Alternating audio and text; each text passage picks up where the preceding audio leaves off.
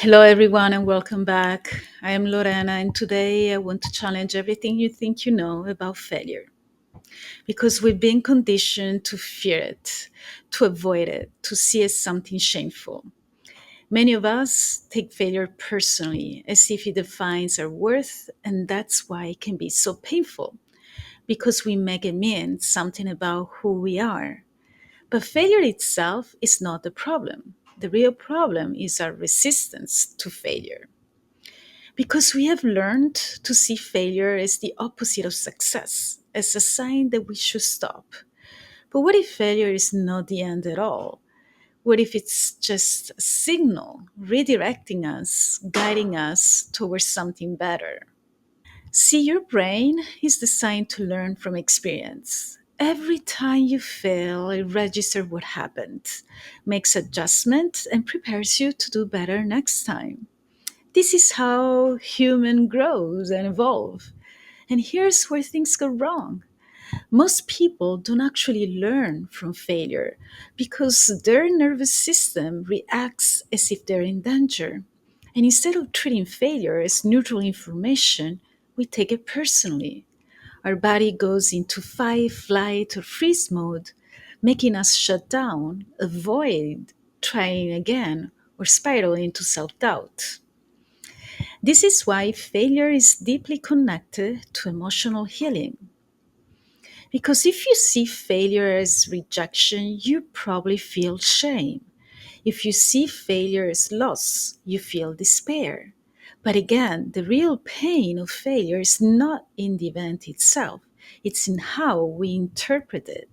That means if we see failure as redirection, we feel hope. We see as part of the journey to success, and it stops feeling like an obstacle and starts feeling like guidance. Failure becomes a mirror, showing us exactly what we need to adjust or improve to reach our goals.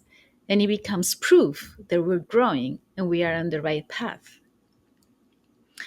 It's time to really stop fearing failure and start using it. It's time to fail like an expert. But if failure is not the problem and our reaction to it is, so how do we change it? Well, first, rewire your subconscious beliefs about failure. Instead of saying and believing, I suck at this or that, say I'm in the process of mastering this. And there are many ways or reprogramming and rewiring our subconscious beliefs. Two, separate yourself from the failure. You're not your failures. Failure is just an event, not an identity. I failed and I'm not good enough. That's what we usually say. But instead, say something I try and now I have more information about it. Three, don't let fear decide for you because your ego will always try to convince you to stop trying after failure. But every success story is built on foundation of failures. Real mastery comes from pushing forward despite failure. And if you avoid failure, you avoid growth. If you avoid failure, you avoid opportunities. So the real failure is avoiding failure itself. Four, when something doesn't work, analyze it like a scientist. Ask yourself what worked, what didn't, what needs to be changed. Five, expose yourself to more failure because it's okay.